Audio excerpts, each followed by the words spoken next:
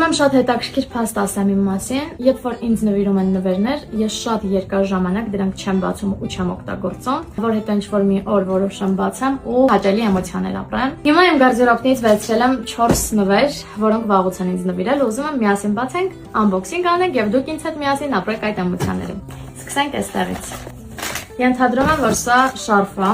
շարֆը հայերեն։ Van Gogh-յան vibe ստացա հենց այս պահին ու մտածում եմ, որ ջինսերի հետ, ջինս սպիտակ ինչ-որ t-shirt